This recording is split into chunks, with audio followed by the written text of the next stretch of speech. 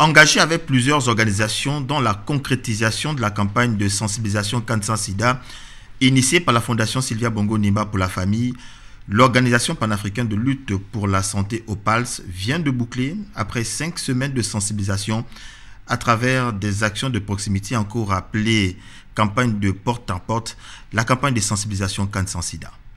Nous sommes sur la fin de la campagne. Il faut savoir que ça fait 5 semaines qu'on est sur le terrain.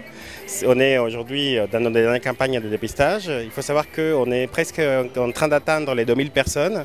Donc c'est une mobilisation importante.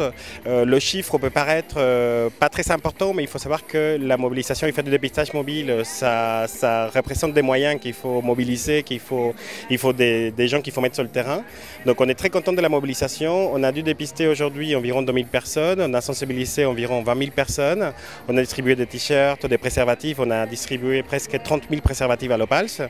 Donc je pense en tout cas que la campagne a été un succès. Et puis nos activités vont se poursuivre pendant l'année. C'est-à-dire qu'on ne va pas s'arrêter là. On tient vraiment à éliminer l'épidémie au Gabon, en tout cas à la réduire et à faire en sorte que les personnes qui sont déjà atteintes puissent vivre dans de bonnes conditions.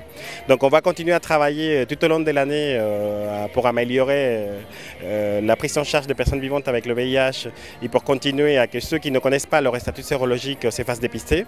Donc la campagne ne s'arrête pas là. C'est vrai que là, la mobilisation pour la CAN s'arrête là, mais nous, on va continuer sur le terrain et on compte très bientôt aller en province. Donc la CAN sans sida ne s'arrête pas tout de suite. En tout cas, la lutte contre le sida ne s'arrête pas. Les agents sensibilisateurs ont sillonné plusieurs quartiers de Libreville.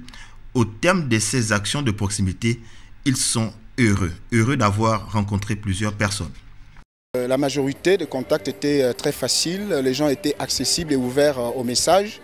Ils nous accueillaient, ils nous laissaient rentrer chez eux, nous faisaient asseoir, nous proposaient même de l'eau, pas d'alcool bien sûr, de l'eau et posaient plusieurs questions. On avait le temps de discuter, d'exposer le triptyque autour duquel s'est inscrit la CAN sans sida, prônée par la Première Dame, c'est-à-dire le 3-0.